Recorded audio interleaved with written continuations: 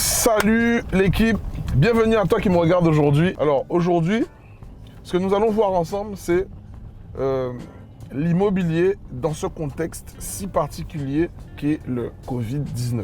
Donc nous allons découvrir cet épisode en deux parties.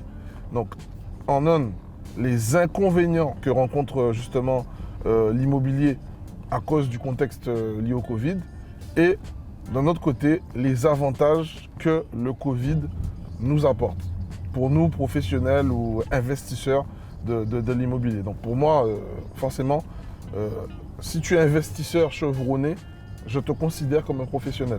Ou même si tu es un investisseur débutant, je te considère aussi comme un professionnel en devenir. Ok? Donc, si tu ne me connais pas, je vais t'inviter à cliquer sur le petit bouton pour t'abonner en dessous de la chaîne, de mettre un petit pouce bleu, d'inviter des amis ou tes proches à relayer cette vidéo pour permettre à YouTube de nous référencer beaucoup plus facilement et nous permettre de nous faire connaître. Et à la fin de cette vidéo, justement, j'aurai une petite surprise pour toi. Donc, je t'invite à rester jusqu'à la fin. Donc, moi, c'est Will de Naturellement Riche et aujourd'hui, je vais présenter pour toi les dessous de l'immobilier dans ce contexte si particulier qu'est le Covid-19. Alors, on va dire que les inconvénients liés à ce contexte si particulier, c'est qu'aujourd'hui, déjà, quand on regarde la mentalité globale de la population, des personnes, les gens n'ont plus de visibilité. Donc, comme ils n'ont plus de visibilité, forcément, ça a un impact sur l'économie générale. Et cet impact est qu'aujourd'hui, les banques aussi ont dû prendre des précautions pour justement éviter que l'économie ne plonge. Sachant qu'il y a eu quand même un gros ralentissement au niveau économique. Aujourd'hui, les banques, pour éviter que l'économie ne plonge, elles favorisent l'investissement en immobilier des primo-accédants. Donc pour tous ceux qui veulent acheter leur résidence principale, la résidence principale, pour ceux qui ne le savent pas, c'est acheter un domicile pour y vivre. Ok? Et donc ça, c'est vraiment ça. Aujourd'hui, dans ce contexte si particulier, les banques favorisent l'investissement pour la résidence principale. Aujourd'hui, pour prendre encore plus de précautions, ce qu'elles font aujourd'hui, c'est qu'elles préfèrent que les acquéreurs apportent entre 10 et 20% d'apport de leur projet immobilier. Si vous êtes un investisseur, vous allez rencontrer un peu plus de mal. Je ne dis pas que c'est impossible de trouver du financement, mais ça va être le parcours du combattant parce qu'ils vont vous demander beaucoup plus de collatéral. Donc le collatéral en immobilier, en fait, c'est de la sécurité. C'est quelque chose justement pour garantir votre financement. Et de ce fait,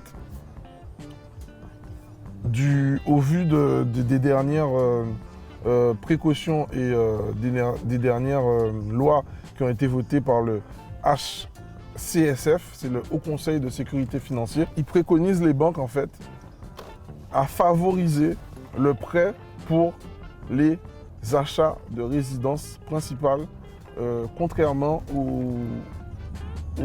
aux investissements locatifs. Donc, ça, c'est le premier inconvénient. Si on fait une comparaison entre les années 2018, 2019, où là encore c'était la fête, aujourd'hui, obtenir un financement facilement pour de l'investissement locatif, c'est compliqué. Ensuite, nous remarquerons que les banques, systématiquement, que ce soit pour du locatif ou que ce soit pour du résidentiel, demandent systématiquement de mettre un apport. Donc, on dira que les 110% qu'on a connus autrefois, eh bien, ça a changé. Ça a changé, mais ce n'est pas une fin en soi. Et justement, c'est pas une fin en soi, mais ça permet en fait de s'adapter.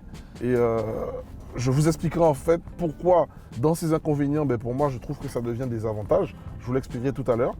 Mais ça demande de s'adapter et ça demande justement d'avoir plus de techniques et plus de visibilité, en tout cas, dans le milieu. Ok, donc là, nous avons vu en fait précédemment 2 inconvénients. Là, on va voir 2 avantages, toujours en comparaison.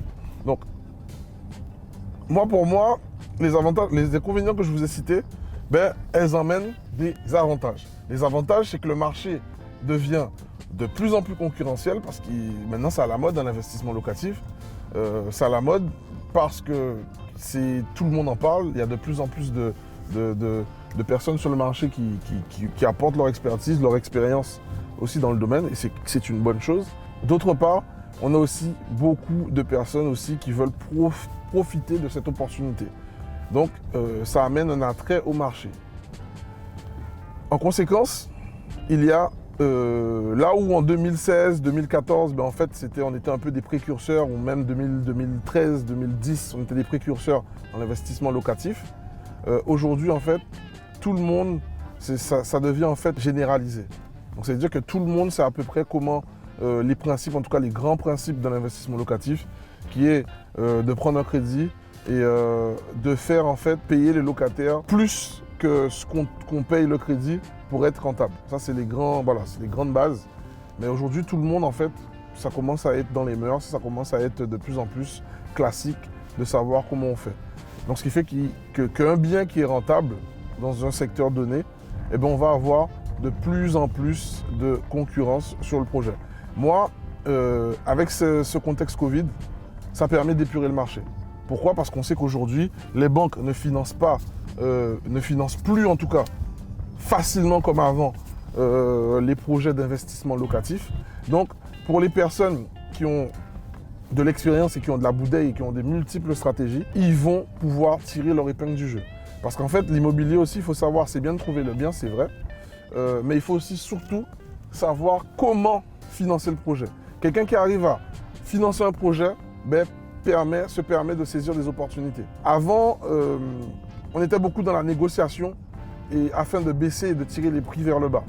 Aujourd'hui, le marché est tellement actif que baisser les prix, c'est risquer aussi de voir un projet partir dans les mains d'un autre investisseur qui, lui, est prêt à payer le projet sans négociation de prix, mais il va négocier sur des durées, sur des délais, il va négocier autre chose. C'est pourquoi je trouve que le fait que le marché soit actif et que les financements deviennent de plus en plus difficiles, ça a un avantage dans ce marché.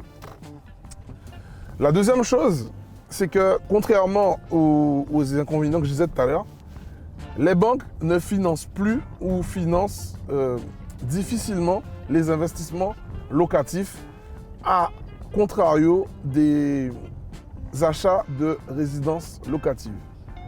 Aujourd'hui, plus que jamais en 2021, je dirais que l'immobilier est en train de changer, l'investissement en tout cas immobilier est en train de changer de saisonnalité. Vous savez, il y a des périodes où, quand c'est les périodes de grandes vacances, il y a le locatif, donc la LCD comme on dit. Aujourd'hui, pour moi, l'immobilier en fait, c'est le bon timing pour faire des achats-reventes.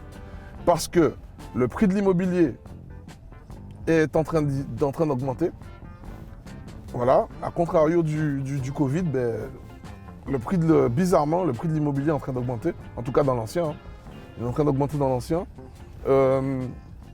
On constate qu'avec le Covid, de nombreuses personnes quittent les grandes villes pour aller dans les villes limitrophes, donc les villes à côté, où le prix au mètre carré est moins élevé. Donc c'est un avantage pour les personnes qui souhaitent se lancer dans l'immobilier.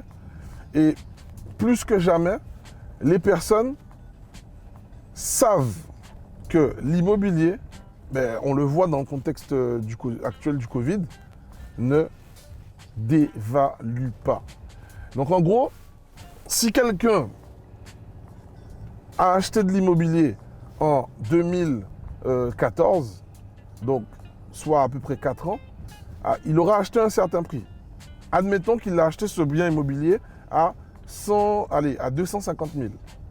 250 000 euros et il fait sa petite vie dedans. Donc, il a acheté sa résidence principale pour quelqu'un qui n'est pas, voilà, qui est pas pour le locatif, qui veut surtout mettre à l'abri sa famille. Il a acheté sa résidence principale, un petit F4, enfin un F4 de 70 mètres carrés à peu près, et qui paye un loyer tous les mois de 1 200 euros. Tous les mois, ces 1 200 euros, il les aura capitalisés dans son bien parce qu'il aura remboursé des intérêts. Il aura remboursé des intérêts et un peu de capital. Mais ça aura quand même fait baisser le coût de son crédit.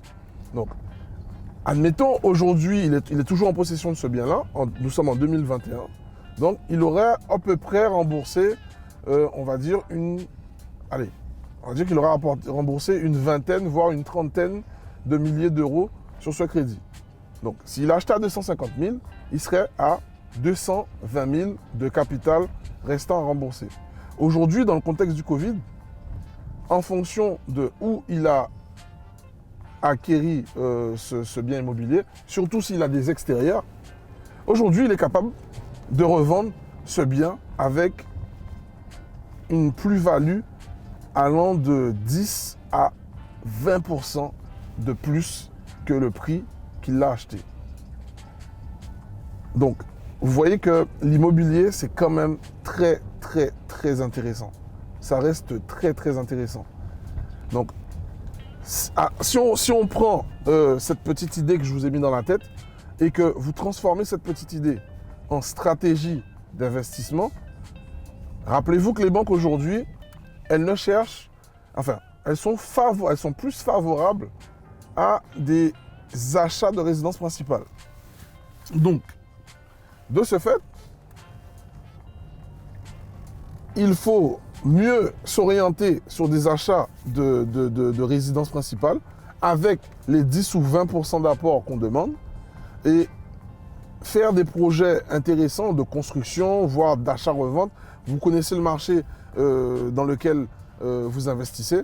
Donc, vous savez qu'à telle rue ou à tel endroit, cette maison qui vendent à 1 500 du mètre carré, mais en vrai, dans le secteur, les maisons se vendent à 3 000 ou 4 000 ou 5 000 du mètre carré, ben, vous achetez cette maison, vous faites des travaux de rénovation, vous faites ce qu'il faut pour donner de la valeur au bien, pour pouvoir le vendre au prix du marché et revendre ce bien.